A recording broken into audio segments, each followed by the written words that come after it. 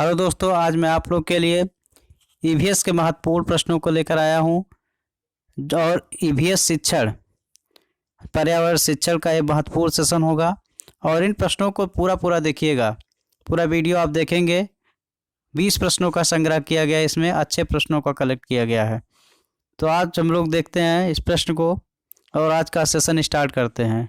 पर्यावरण अध्ययन की कक्षा में बच्चों के अनुभव को महत्व देना चाहिए, क्योंकि फर्स्ट, बच्चों को अपनी बात बताने में आनंद आता है।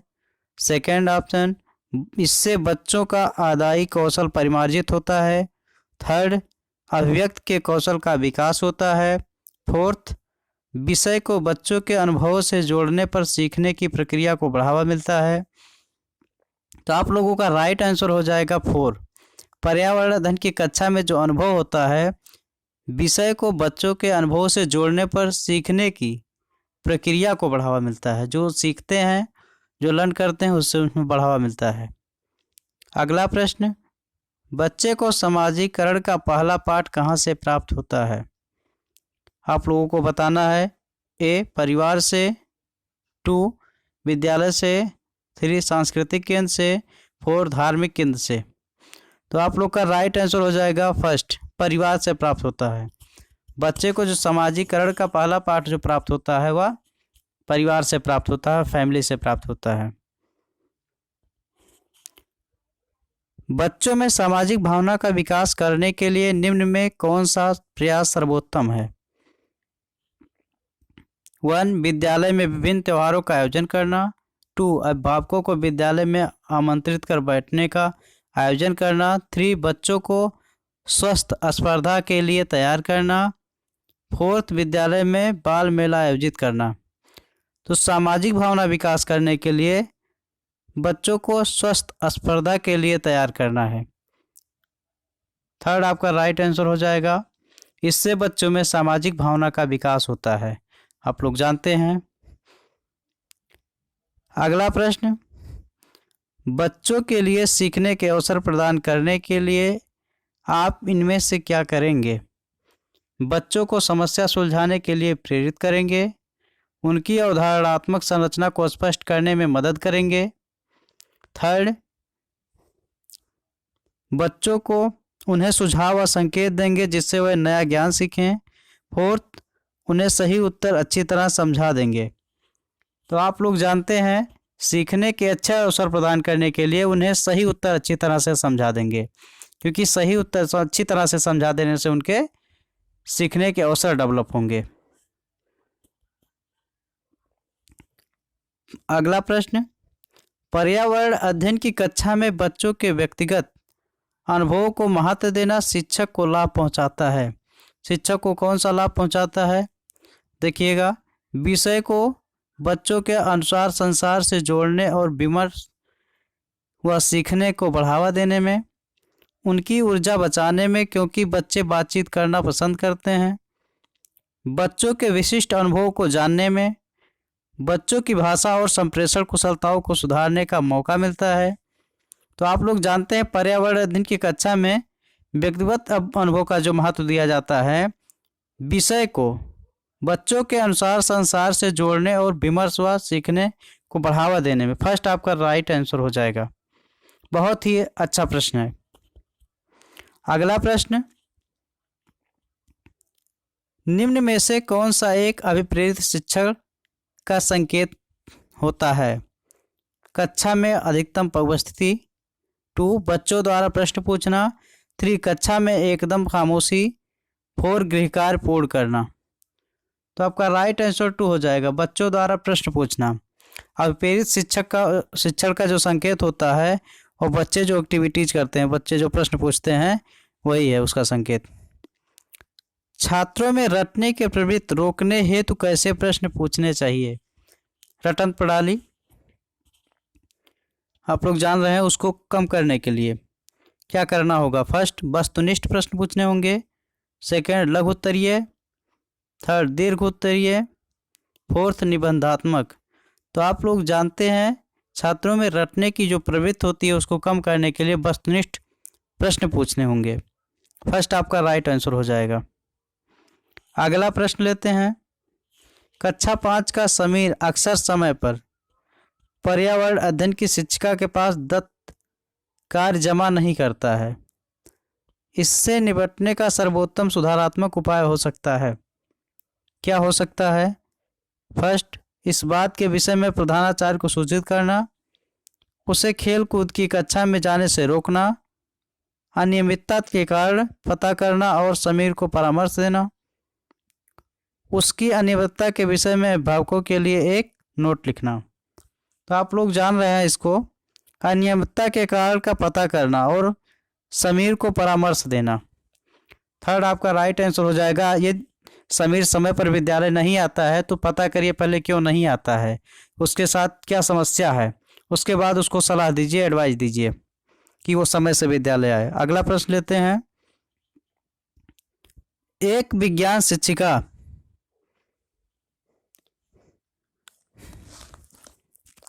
अगला प्रश्न लेते हैं। एक पब्लिक स्कूल में प्रत्येक कक्षा में लगभग 2 से 3 बच्चे विशेष आवश्यकता वाले हैं। कुछ बच्चे शारीरिक या मानसिक रूप से विकलांग बाधित हैं। ये बच्चे अन्य बच्चों के साथ उसी कक्षा में एक साथ पढ़ते हैं। उपरोक्त पब्लिक स्कूल निम्न में से किसका अनुपालन करता है? आप लोगों को बताना है। इसमें कई तरह के बच्चे हैं, 2-3 बच्चे हैं आवश्यकता वाले। तो समवयस्क शिक्षा का, 2 प्रतिपूरक अधिगम, 3 सतत एवं व्यापक मूल्यांकन, 4 समावेशी शिक्षा। तो आप लोग जानते होंगे कि इस तरह के कई बच्चे हैं, विकलांग हैं या दिव्यांग हैं, एक ही कक्षा में एक साथ पढ़ते हैं। तो वह इशारा कर रहा है समावेशी शिक्षा की तरफ, सबकी समान शिक्षा। आप लोग प्रयास करते रहिएगा, परिश्रम करते रहिएगा, थोड़ा सहयोग देते रहेंगे। अगला प्रश्न के अलावा निम्नलिखित पर्यावरण अध्ययन पढ़ाने की विधियां हैं। डैश डैश दिया गया है। 1 सहयोगात्मक अधिगम, 2 निर्देशित खोज, 3 व्याख्यानों द्वारा स्पष्ट करने, 4 समस्या समाधान। तो आप लोगों का राइट आंसर हो जाएगा व्याख्यानों द्वारा स्पष्ट करने। इसके अलावा पर्यावरण अध्ययन पढ़ाने की विधियां हैं। अगला प्रश्न लेते हैं। पर्यावरण अध्ययन के शिक्षक को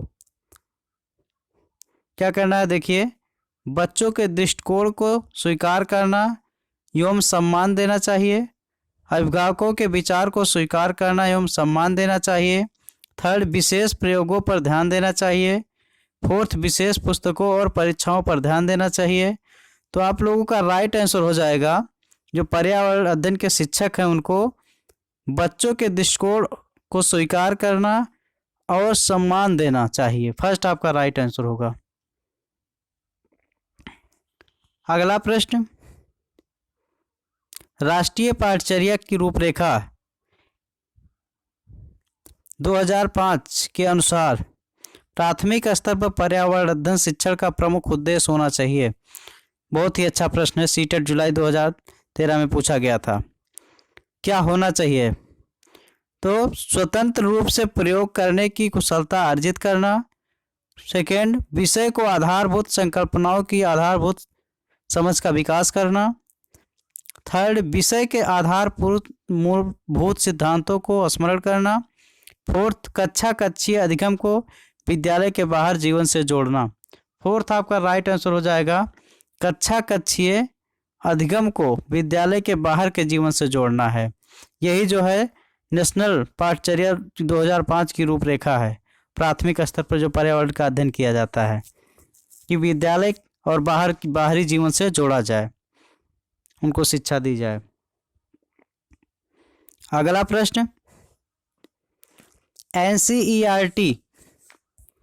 तो दोस्तों ज़्यादा से ज़्यादा संख्या में वीडियो को लाइक, सब्सक्राइब एंड शेयर कीजिएगा और बताइएगा कमेंट करके कि वीडियो कैसा लगा। NCERT पाठ्य पुस्तकों में पर्यावरण अध्ययन को उच्च प्राथमिकता और स्थान दिया गया है। फर्स्ट, अधिक संख्या में अभ्यास प्रश्नों को शामिल करने के लिए, सेकेंड विषय वस्तु की आधारभूत संकल्पनाओं की व्याख्या करने के लिए, थर्ड, चिंतन और विस्मय के लिए विद्यार्थियों को अवसर उपलब्ध कराने के लिए। फोर्थ, तकनीकी शब्दावली की सटीक परिभाषाएं उपलब्ध कराने के लिए। तो आप लोग जानते हैं एनसीईआरटी जो पाठ्य पुस्तक का निर्माण करती है पर्यावरण अध्ययन के लिए, उसमें चिंतन और विस्मय के लिए विद्यार्थियों को अवसर उपलब्ध कराने के लिए करवाती है। थर्ड राइट आंसर हो जाएगा। अगला प्रश्न, प्राथमिक स्तर पर पर्यावरण अध्ययन पढ़ाने के लिए निम्नलिखित में से कौन सा पहलू सर्वोत्तम होना चाहिए, सबसे महत्वपूर्ण होना चाहिए? फर्स्ट, क्रियाकलाप संचालित करना तथा कौशलों का विकास करना। सेकंड, आकलन में सफलता प्राप्त करना। थर्ड, विज्ञान की आधारभूत संकल्पनाओं और धारणाओं को समझना। फोर्थ, सीखने वालों को प्राकृतिक और सामाजिक सांस्कृतिक पर्यावरण से जोड़ना। तो आप लोग का राइट आंसर हो जाएगा फोर्थ, सीखने वालों को प्राकृतिक और सामाजिक सांस्कृतिक पर्यावरण से जोड़ना। अगला और अंतिम प्रश्न लेते हैं दोस्त। प्राथमिक स्तर की अच्छी ईवीएस पाठचर्या में होना चाहिए, क्या होना चाहिए आपको बताना है। पाठ के अंत में अधिक अभ्यास प्रश्न सम्मिलित करना।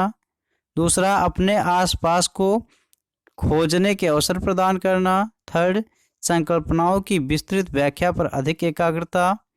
फोर्थ, पाठों की यथार्थता की परिभाषा पर अधिक बल देना। तो आप लोग का राइट आंसर सेकंड होगा, अपने आसपास को खोजने के अवसर प्रदान करना। तो दोस्तों आज के आपको 20 प्रश्न उपलब्ध करवाए गए जो बहुत ही अच्छे प्रश्नों का सेट रहा है। और वीडियो को लाइक करके मेरे चैनल को सब्सक्राइब कीजिएगा, ज़्यादा से ज़्यादा सपोर्ट कीजिए, इससे और ज़्यादा अधिक उन्नत बनाना मेरे चैनल को। और अपने दोस्तों को शेयर करिएगा, कमेंट के माध्यम से बताइएगा कि वीडियो कैसा लगा और किस सब्जेक्ट का वीडियो चाहिए उसको भी बताइएगा, इससे आप लोग को वीडियो करवाया जा सके। थैंक्स।